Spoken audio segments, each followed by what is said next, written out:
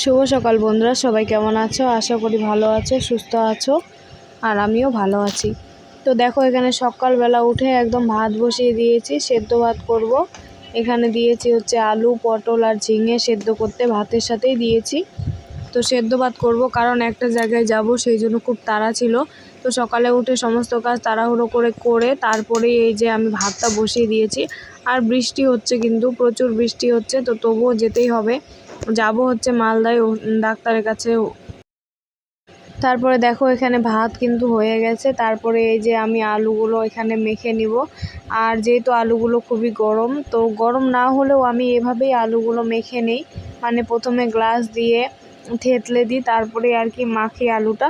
আর এইভাবে করলে না অনেক সুবিধে হয়, হাতে গরমও লাগে না আর হাত দিয়ে মাখতেও হয় না, মানে থেতো করতে হয় না আর কি। তো তারপর এখানে আমি লবণ, তেল আর হচ্ছে পেঁয়াজ একটু ভেজে নিয়েছিলাম আগেই। তো পেঁয়াজ ভাজাটা দিয়ে ভালো করে মেখে অনুর জন্য একটু তুলে রাখলাম।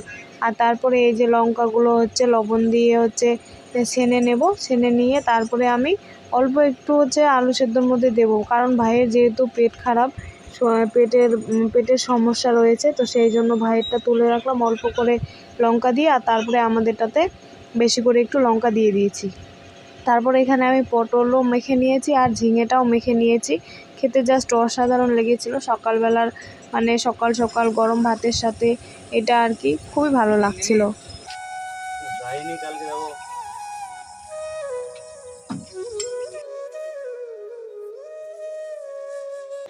দেখতে পেয়েছো বন্ধুরা এই দৃশ্যটা কার কার দেখতে ভালো লাগে একটু আমাকে কমেন্টে জানাবে। তো আমার তো ভীষণ ভালো লাগে।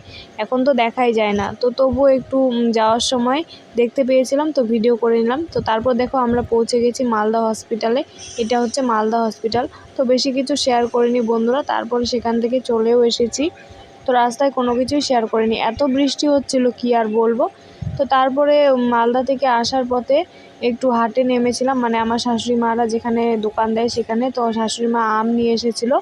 তো আমগুলো এই যে আমাদের, মানে আমার শ্বশুর বাড়ির গাছের আম, তো সেই আমগুলোই আমাদেরকে দিচ্ছিল। তো আমরাও কিন্তু ওখানে বাজারও করেছি, কারণ আমাদের সবজির বাজার শেষ হয়ে গিয়েছিল, তো অনুর বাবা বাজার করেছে। আর ব্যাগটা আমার শাশুড়ি মারই হয়, ব্যাগ নিয়ে যাওয়ার মনে ছিল না, তো শাশুড়ি মার ব্যাগে করেই নিয়ে এসেছি।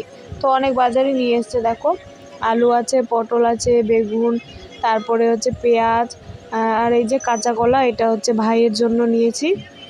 আর এই যে অনু অনেকক্ষণ পর বাবাকে পেয়ে একদম বাবার কোলে উঠে একদম বাবার আদর খাচ্ছে। তো এখনই আসলাম আমরা বাড়িতে, আর এসে একদম খুব ক্লান্ত লাগছে। তো দেখি রান্নাবাড়ি মনে হয় করবো না, মুড়ি নিয়ে আসতে পাঠাবো ভাইকে, এখন মুড়ি নিয়ে আসুক। আর আম দিয়েছে ওই যে শাশুড়ি মা, তো ওগুলোই হচ্ছে খেতে হবে আজকে, কারণ না ভালো লাগছে না, বুকটা প্রচণ্ড ব্যথা করছে। তো দেখি, ভাইরা তো ভাত খেয়েছে, খেতে বলেছিলাম কাকিমাদের বাড়ি, তো ওরা খেয়েছে। আর আমরা হচ্ছে ওখানে খেয়েছিলাম ভাত আসার সময়। তো সেই জন্য এখন আর রান্না করবো না, রাতে রাতে একবারে আম আছে, মুড়ি, এগুলোই খাবো। কালকে সকাল সকাল রান্না বসাবো। তো দেখতে থাকো। তারপরে দেখো, সন্ধ্যাবেলা আমরা ভাত রান্না করিনি, সবাই বললো যে মুড়ি খাবে, তো সেই জন্য সন্ধ্যাবেলা আমরা আম আর মুড়ি খেয়েছিলাম।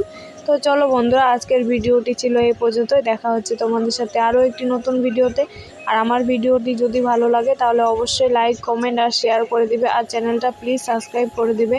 আর কমেন্ট একটু প্লিজ করবে, কারণ তোমাদের একটি কমেন্ট আমাকে ভিডিও করার আরও উৎসাহ দেয়। আর কমেন্ট যদি না করো তাহলে তো ভিডিও করার আগ্রহটাই চলে যাচ্ছে, তাই না বলো?